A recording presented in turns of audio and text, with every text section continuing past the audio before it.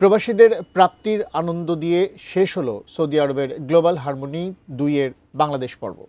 আগামী বছর একই রকমভাবে দেশের ছোঁয়া পাওয়ার অপেক্ষায় থাকলেন রিয়াদে বসবাসরত বাংলাদেশিরা।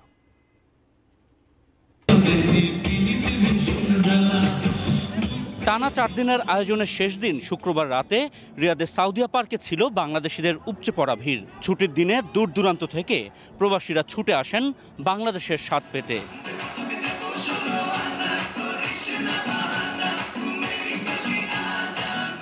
সৌদি মিনিস্ট্রি অব মিডিয়ার আয়োজনে প্রতিদিনের মতো ছিল বাংলা গান, নাচ আর দেশের ঐতিহ্যবাহী সংস্কৃতি তুলে ধরে র্যালি। 2024-এ আমরা যে অনুষ্ঠানটা দেখলাম আর 2025-এ আমরা যে আসছে এর চেয়ে ডেভেলপ হয়েছে এই 2025-এ। আমরা যে প্রবাসীরা আছি মনে করেন এই রিয়াদ সিজনটা দেওয়াতে আমরা অনেক আনন্দ ভোগ করি।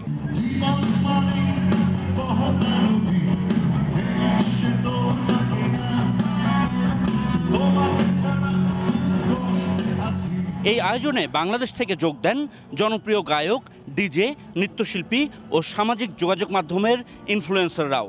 সবাই বলছেন এমন আয়োজন আসলেই ব্যতিক্রম। বাঁধ ভাঙা উচ্ছ্বাস বাংলাদেশিদের মধ্যে।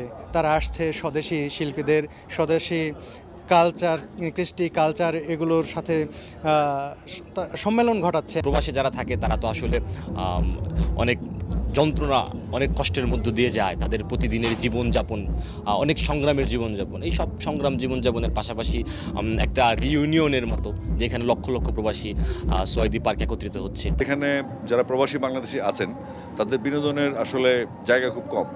তো সেক্ষেত্রে আমরা তাদেরকে প্রশংসা দিতেই পারি, একটা অ্যাপ্রিসিয়েট করতেই পারি যে আমাদের বাংলাদেশে বা বিভিন্ন কমিউনিটির মানুষ যারা সৌদি আরবে আছেন তাদের এন্টারটেনমেন্টের জন্য একটা চমৎকার একটা অ্যারেঞ্জমেন্ট হচ্ছে এই রিয়াদ সিজন।